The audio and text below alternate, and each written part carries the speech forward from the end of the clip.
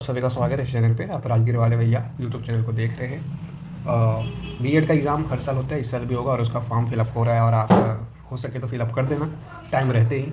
ठीक है, अभी एक दिन से शुरू हुआ है, एक दिन पहले से शुरू हुआ है फिलअप वाला। अभी हम लोग इससे बात करेंगे कि बीएड एग्ज़ाम जो होता है हर साल, बहुत सारे स्टूडेंट प्रिपेयर करते हैं इस एग्ज़ाम के लिए, तो उसका सिलेबस क्या होता है, एग्ज़ाम पैटर्न क्या होता है, कैसे कैसे एग्ज़ाम होता है, वो हम लोग छोटे से वीडियो में काफ़ी कॉम्प्रिहेंसिव वे में समझते हैं। बिहार बीएड जो है ललित नारायण मिथिला यूनिवर्सिटी के द्वारा करवाया जाता है और बिहार बीएड सीईटी एग्ज़ाम का जो पैटर्न होता है आप देख सकते हैं। पैरामीटर्स आप और डिटेल्स दोनों देख सकते हैं। एग्ज़ाम का जो मोड होता है ऑफलाइन मोड होता है। ओके, ड्यूरेशन आपका 120 मिनट यानी 2 घंटे का एग्ज़ाम होगा और आपके 120 क्वेश्चन पूछे जाएंगे। अब कहाँ से क्वेश्चन पूछे जाएंगे उसकी बात हम आगे करेंगे। उसके बाद टाइप ऑफ एग्ज़ाम जो होता है ऑब्जेक्टिव होता है, आपसे एमसीक्यू टाइप ऑफ क्वेश्चंस पूछे जाएंगे। 4 ऑप्शंस रहेगा एक क्वेश्चन का। ओके, मार्किंग स्कीम जो होता है और for each correct answer 1 mark will be given. समझ रहे हो ना, हर एक आंसर सही आंसर पे आपको 1 मार्क मिलेंगे। ओके, उसके बाद हम लोग बात करते हैं नेगेटिव मार्किंग। तो यहाँ पे इस एग्ज़ाम में ऐसा कोई नेगेटिव मार्किंग नहीं है, तो आप मैक्सिमम अटेम्प्ट करना है एग्ज़ाम में, क्योंकि नेगेटिव मार्किंग है नहीं, तो गलत होगा तो होगा, सही होगा तो नंबर मिल जाएगा। ठीक है, टेबल 2 पे हम लोग आते हैं। अभी टेबल 2 में बात करते हैं सब्जेक्ट के बारे में और कितने कितने क्वेश्चन कौन से सब्जेक्ट से आते हैं वो। तो यहाँ पे आप देखेंगे कितने सब्जेक्ट पहले पढ़ने पड़ेंगे वो देख लो। तो सब्जेक्ट की जहाँ तक बात करी जाए, आपसे इंग्लिश पढ़ना ज़रूरी है। जनरल इंग्लिश से क्वेश्चन आते हैं और जनरल इंग्लिश में क्या क्या है, जैसे कि देखो, उसके साथ साथ इंग्लिश के साथ साथ आपको संस्कृत भी पढ़ना पड़ेगा। लेकिन संस्कृत सबके लिए नहीं होता है, ये सबके लिए नहीं है। आप जनरल इंग्लिश कॉम्प्रिहेंशन सबको पढ़ना है, लेकिन जो बच्चे वो संस्कृत जो होता है शिक्षा शास्त्री प्रोग्राम में जाना चाह रहे हैं उनको संस्कृत से क्वेश्चन पूछा जाएगा, क्योंकि वो वैसे प्रोग्राम में जा रहे हैं, शिक्षा शास्त्री प्रोग्राम विच बेसिकली जो संस्कृत वाले बच्चे होते हैं वो करते हैं, तो उनको इसकी नॉलेज होनी चाहिए। ठीक है, आपको डिटेल में नहीं पढ़ना है, जनरल नॉलेज आपको होना चाहिए। नंबर ऑफ क्वेश्चन जो पहला सेक्शन से रहेगा इंग्लिश वाले सेक्शन से, ठीक है, या फिर जो करने वाले हैं शिक्षा शास्त्री जनरल संस्कृत वाले सेक्शन से 15 क्वेश्चन रहेंगे। और मैंने ऊपर में बताया हर क्वेश्चन 1 मार्क का रहेगा, तो 15 क्वेश्चन 15 मार्क्स का।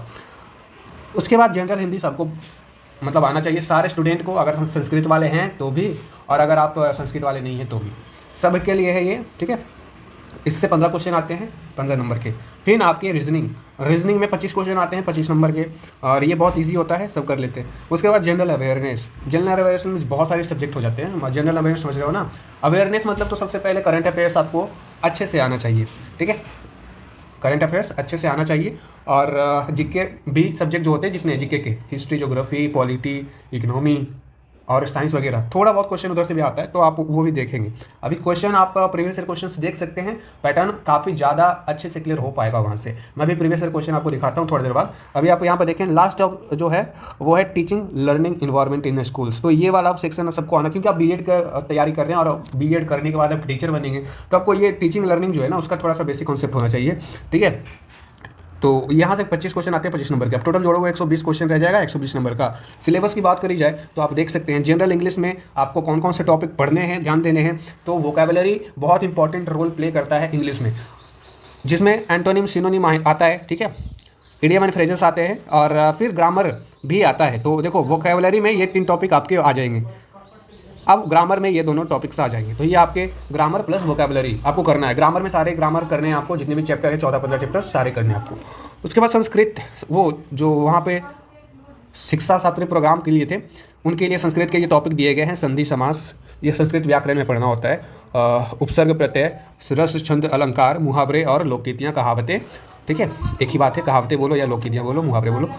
अनेक शब्दों के लिए एक शब्द, गद्यांश, रिक्त स्थान की पूर्ति, ये सारे जनरल टॉपिक्स हैं जो आपको करने हैं। ठीक है, और व्याकरण में आप और भी चीज़ें आ जाती है, तो व्याकरण हो गया, पर्यायवाची विपरीत शब्द, ये सारे आपको करने हैं। ठीक है, हिंदी में भी वही सारा है। देखो संधि समास हो गया और कहावतें जो मुहावरे हो गया, गद्यांश हो गया, रिक्त स्थान की पूर्ति करना है आपको, उपसर्ग प्रत्यय करना है, रस छंद अलंकार, पर्यायवाची विपरीत शब्द करना है, अनेक शब्दों के लिए एक शब्द करना है, पर्यायवाची और विपरीत, और व्याकरण के जितने भी चैप्टर होते हैं, संज्ञा सर्वनाम, ये सब वो करने हैं आपको। और लॉजिकल रीजनिंग का बात करी जाए तो आप देख सकते हैं स्टेटमेंट है ना, आर्गुमेंट्स। ठीक है, कथन निष्कर्ष वाला है, और situation reaction test, cause and effects, analytical और रीजनिंग, लॉजिकल रीजनिंग। ठीक है, उसके बाद आप देखेंगे स्टेटमेंट, कोर्स ऑफ एक्शन, ये सारे हैं, पंच लाइन है, बहुत सारे हैं। डिराइविंग कंक्लूजन है, स्टेटमेंट एंड अजम्पशंस है, सिलोजिज्म है। तो ये सारे चैप्टर एक तरह के हैं, सिलोजिज्म हो गया, स्टेटमेंट एंड अजम्पशन हो गया। तो मतलब एक साथ पढ़ना ज़्यादा ईजी लगेगा और आसान से समझ में आ जाएगा। स्टेटमेंट एंड कंक्लूजन है, ठीक है। Question related to social issue, ये कुछ नया टॉपिक है तो आप इसको ध्यान से पढ़ेंगे। उसके बाद जीके की बात करें तो मैंने शुरू में बताया आपको जीके वाला सारा सब्जेक्ट पढ़ना है और करंट अफेयर्स पढ़ना है। तो जीके में हिस्ट्री, ज्योग्राफी, करंट अफेयर्स तो पढ़ना ही है। करंट अफेयर्स में एक बहुत इंपॉर्टेंट टॉपिक होता है 5 ईयर प्लान, या फिर 5 ईयर प्लान आप इकोनॉमिक का चैप्टर मान के चल सकते हैं। इकोनॉमी जब पढ़ोगे इकोनॉमिक्स सब्जेक्ट, उसमें ये पढ़ना रहता है 5 ईयर प्लान। उसके बाद अदर मिसलिनियस क्वेश्चन का कहने का मतलब है स्टैटिक जीके, ठीक है। जैसे नेशनल पार्क हो गया, बायोस्फीयर रिजर्व हो गया, डांसेस हो गया, म्यूजिकल इंस्ट्रूमेंट्स हो गया, ये सारा स्टैटिक जीके में बहुत सारे चैप्टर्स आते हैं। ट्राइब्स हो गया, ये सारे चैप्टर से आप क्वेश्चन आ सकते हैं। पॉलिटी हो गया और जनरल साइंस, मैंने शुरू में ही बता दिया था इसके बारे में। अब आते हैं एग्जाम पैटर्न देख लेते हैं एक बार। ऐसे मैंने ऊपर से आपको बता ही दिया है कि कितने घंटे का एग्जाम होता है, कैसा होता है, लेकिन एग्जाम पैटर्न को ज़्यादा अच्छे से समझने के लिए आपको एग्जाम पेपर देखना पड़ता है। तो एग्जाम पेपर हम लोग देखते हैं। ये 2021 में एग्जाम जो हुआ था बीएड का, उसका पेपर है, देख रहे हो। इस प्रकार का अब जब एग्जाम देने जाओगे, इस प्रकार का आपको एग्जाम हॉल में पेपर दिया जाएगा। ओके, आपको यहाँ पर अपना रोल नंबर लिखना रहेगा, जो आप अप्लाई करेंगे उसके बाद एडमिट कार्ड आएगा, उसमें आपका रोल नंबर रहता है। तो वो वाला एग्जाम टाइम में ये भरोगे। उसके बाद इंस्ट्रक्शन आप देख सकते हैं, ईच क्वेश्चन विल बी वो कैरी 1 मार्क्स। तो वो सारी चीज़ें मैंने बता दी है। आप ब्लू ब्लैक पेन से चीज़ें आप एग्जाम में कर सकते हैं। पेंसिल वगैरह का यूज़ नहीं करना है, वाइटनर का यूज़ नहीं करना है, ठीक है। ध्यान देना ये सब बातें। ओके, अब बाकी जितनी भी चीज़ें हैं आप खुद पढ़ने की कोशिश करिएगा। ओके, अब यहाँ पे इंग्लिश की जब बात करोगे तो सबसे पहला क्वेश्चन देखो, इंग्लिश में क्या रहता है। इंग्लिश में आपको रीडिंग कॉम्प्रिहेंशन पे ध्यान देना होगा, क्योंकि आपको पैसेज दिया जाएगा। पैसेज जब दिया जाएगा तो उसमें पैसेज के बेसिस पे कुछ नीचे में क्वेश्चन रहेंगे, 1 2 3 5 क्वेश्चन रहेंगे भाई। तो इस पैसेज को पढ़ के आपको नीचे के सारे क्वेश्चन बनाने हैं।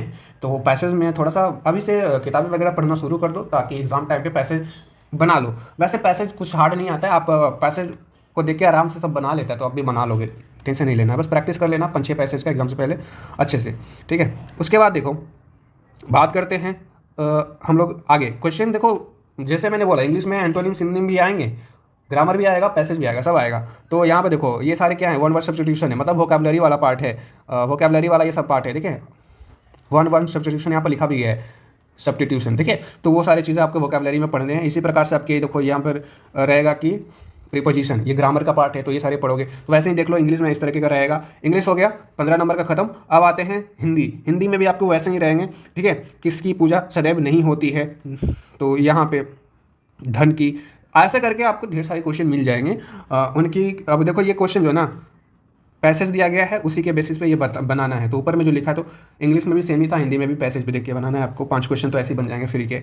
और फिर आपके सर्वनाम हो गया, संज्ञा हो गया, तो ग्रामर पढ़ोगे ना तो वो सारे बना पाओगे। सर्वनाम शब्द किसके स्थान पर प्रयुक्त होता है, ये सारे बेसिक हैं, बच्चा बता देगा, क्लास 7-8 में पढ़ाया जाता है ये सब, ठीक है। निम्न में से वायु का पर्यायवाची शब्द कौन है, तो आप नहीं बना लोगे, मेरे ख्याल से सब बना लेते हैं, आप भी बना लोगे। थोड़ा सा पढ़ाई करना पड़ेगा, ऐसा नहीं है कि अब बिना पढ़े चले जाओ। कृति का विलोम शब्द क्या है। उसके बाद देखो सेक्शन 3 में आते हैं लॉजिकल एंड एनालिटिकल रीजनिंग। इसमें तो और आसान है यार, ये थोड़ा सा लेकिन इसमें पढ़ना पड़ता है। जैसे कि देखो आपको यहाँ पर दिया रहेगा, पहला क्वेश्चन ही आपको जानते हो सीटिंग अरेंजमेंट से है। सीटिंग अरेंजमेंट एक चैप्टर होता है, और यहाँ पे ABCD करके ऐसे क्वेश्चन दिया रहेगा, और वहाँ पे बताया जाएगा कि आप पहले तो अरेंज करिए, और अरेंज कर लोगे उसके बाद ये जितने भी क्वेश्चन पूछे जाएंगे, तो सीटिंग अरेंजमेंट अच्छे से बनाना है, क्योंकि एक क्वेश्चन में मतलब एक अरेंजमेंट से आपके 5 क्वेश्चन बनने वाले हैं, और 5 क्वेश्चन बनने तो 5 नंबर के हैं भाई। तो सीटिंग अरेंजमेंट चैप्टर बहुत अच्छे से करना। और वही है इधर इंग्लिश में और इधर हिंदी में, तो आपको इसका डाउट नहीं रहना चाहिए। दोनों पेपर जो होता है ना, दोनों मीडियम में आता है, इंग्लिश हिंदी दोनों। तो हिंदी मीडियम वाले बच्चे हो तो भी अच्छा है, इंग्लिश मीडियम वाले बच्चे हो तो भी अच्छा है। उसके बाद आप देखें यहाँ पे और भी है, यहाँ पे सबसे बेस्ट ऑप्शन चूज़ करना है। उसके बाद आप देख लें a deaf is always dumb because he is born so, मतलब 4 ऑप्शन दिए हैं, उसमें सबसे बेस्ट जो ऑप्शन हो रहा होगा वो आपको चूज़ करना पड़ेगा। अब यहाँ पे लिखा है ऑप्शन ए में ही इज़ बोर्न सो, इसीलिए वो हमेशा बहरा रहता है। अब ये वाला सेकेंड वाला ऑप्शन सबसे ज़्यादा अच्छा लग रहा है। देखो ear is internally connected to the throat, तो ये साइंटिफिक पता होगा तभी पता पाओगे, ठीक है, नहीं तो नहीं। तो बाकी सब जो ये लिया है ना, डीफ एंड डम आर सिनोनिम्स, ऐसा थोड़ी होता है। मतलब कहने को कह सकता हो कि है, लेकिन मोस्ट अप्रोप्रिएट आपको चूज़ करना है, मोस्ट जो सही है। ओके, उसके बाद क्वेश्चन देखो 41 से 45 तक आप देखें, ये सीरीज़ का क्वेश्चन है, और नंबर सीरीज रीजनिंग में पढ़ना होता है। 3 5 7 9 के बाद क्या आएगा, 11 आएगा, क्योंकि यहाँ पे और नंबर का सीरीज है। उसी तरीके से आप बना सकते हो, ढेर सारे और भी है। तो सीरीज वाले चैप्टर को भी अच्छे से करके जाना। आपके देख लो कितना से 41 से शुरू हुआ है और 45 तक गया, 5 क्वेश्चन रहेगा ना बाबू, तो इसको ध्यान देना। उसके बाद यहाँ पर क्वेश्चन रहेगा स्टेटमेंट एंड कंक्लूजन वाला, 2 स्टेटमेंट रहेगा, उसका कंक्लूजन रहेगा, फिर आपको चूज़ करना रहेगा कौन सही कौन गलत। तो ये आपका स्टेटमेंट कंक्लूजन ये रीजनिंग का है, ये सारे आपको पढ़ने पड़ेंगे। ओके, मिक्स क्वेश्चन रहेगा। आप देखो यहाँ पे आते हैं section IV general awareness. General awareness में ये सारे क्वेश्चन आपको देखो, ये क्वेश्चन कहाँ से है, साइंस का क्वेश्चन है। Which of the following is an ore of iron, तो यहाँ पे साइंस का केमिस्ट्री का क्वेश्चन है, आप देख रहे हो, तो ये हेमेटाइट, तो इसका आंसर होता है, आप सब जानते हैं। फिर प्योर गोल्ड, ये भी केमिस्ट्री का क्वेश्चन है। और आप देख ले प्योर गोल्ड कितना का होता है, 24 कैरेट 22 कैरेट, तो आप जानते ही होंगे। उसके बाद विच of the following is a bacterial disease, तो ये सारे ये बायोलॉजी का क्वेश्चन है। तो साइंस में भी सारे चैप्टर आपको पढ़ने पड़ेंगे, ऊपर ऊपर से पढ़ लेना कहीं से, ताकि आपको हो जाए। अब ये देखो, ये स्टैटिक जीके या विटामिन वाला चैप्टर होता है बायोलॉजी में, वो पढ़ना रहता है, तो वो स्कर्वी जो होता है विटामिन C की कमी से होता है। इस तरीके से आप देखें, और ऐसा नहीं है कि सब साइंस से क्वेश्चन आएगा। आपको ये देखो इंपॉर्टेंट डेज जो होते हैं, नेशनल प्रेस डे कब मनाया जाता है, गांधी जयंती कब मनाई जाती है, या फिर वही सारे जो डेज होते हैं ना मंथ वाइज, वो आपको पढ़ने पड़ेंगे। तो ये स्टैटिक जीके का पार्ट है। अब ऐसे करके आप देख लो, हिस्ट्री का भी क्वेश्चन मिलेगा, सबका मिलेगा। जैसे कि देखो मैं आपको दिखाता हूँ अभी, ये which state has won the E panchayat award, ये करंट अफेयर्स का क्वेश्चन है, 2021 में एग्जाम हुआ था, 2021 का ये क्वेश्चन भी है, समझ रहे हो। इसी तरीके से आप देख लो। ओके, तो इस तरीके से आप पढ़ाई करेंगे तो आप डूरंड कप, ये आपका स्टैटिक जीके का है। डूरंड कप कौन खेल से संबंधित है, ठीक है। तो नीति आयोग कब फॉर्म हुआ था, तो ये सारे आप देख ले, नीति आयोग स्टैटिक जीके में पढ़ लेना, या फिर मॉडर्न इंडियन हिस्ट्री, इंडिया आज़ादी के बाद जो हिस्ट्री है वो पढ़ोगे तो वहाँ से ही क्वेश्चन बन जाएगा। बाकी आप देख लो भाई, आप ये सारे क्वेश्चन आपको बनाने पड़ेंगे, तो मतलब ये हैं। उसके बाद आप देखेंगे तो क्वेश्चन खत्म हो जाते हैं, खत्म हो गया। यहाँ पर 120 क्वेश्चन था, आप देख रहे हो। इस तरीके का क्वेश्चन एग्जाम में आएगा, आपको बनाना पड़ेगा। Which of the following is not projected aid, photograph, flash card, slides, तो ये सारे आप देख लें। पपेट, आप समझ गए। लास्ट में देखो क्या दिया हुआ है, 6 each question has 4 alternative ABCD, ये सारी चीज़ें आपको खुद की पढ़ने की है। OMR शीट आपको एग्जाम में मिलेगा, तो OMR शीट में आपको चीज़ें भरनी रहेगी। कंप्यूटर पे एग्जाम नहीं होता है, ध्यान देना। ओके, कैलकुलेटर वगैरह आप ये सब यूज़ नहीं कर सकते, कोई भी टेक्निकल चीज़ आप यूज़ नहीं कर सकते हैं।